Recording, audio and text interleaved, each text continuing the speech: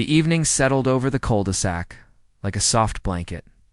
Mariah carried a steaming bowl toward the backyard where her husband, Darnell, was repairing a fence after a weekend of rain and work.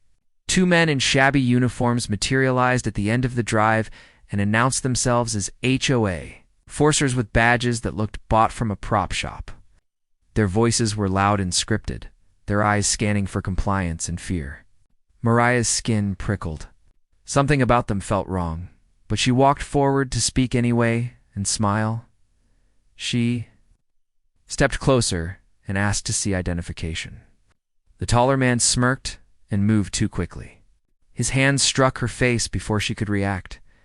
The blow was not crippling, but powerful enough to send her back against the fence and splash her bowl into the dirt. Pain flared, a hot burst behind her cheek, and neighbors paused mid-task to stare. The smaller imposter barked orders and tried to look official as Mariah touched her jaw and steadied herself. Darnell heard the commotion and froze for a second before acting. Darnell crossed the yard in long, measured strides, instincts honed by discipline rather than malice. He did not attack, he neutralized. When the taller man lunged, Darnell used the intruder's momentum to flip him onto the grass, careful to avoid injuring the head. The second reached for his belt as if to escalate. Darnell met the motion with a forearm and a precise sweep that buckled knees and ended the threat. He kept his movements efficient and controlled. So the danger stopped quickly and decisively, without letting anger take over. Within minutes, real police cars arrived, with lights turning the street into blue and white caution.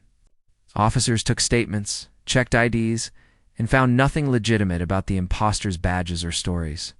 Paramedics checked Mariah for cuts and bruises while patrol officers cautioned Darnell about preserving evidence and staying calm. The two fake enforcers were handcuffed and led away, still muttering excuses that sounded thinner than their uniforms. Neighbors came forward with videos and witness statements, and messages of thanks and concern that melted the shock later after the paperwork and the questions, and the casseroles left on porches.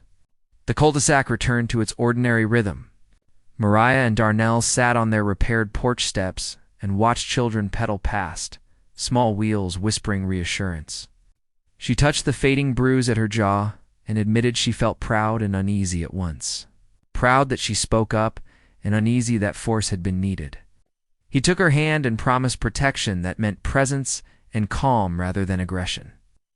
And they watched the sunset, choosing trust over anger.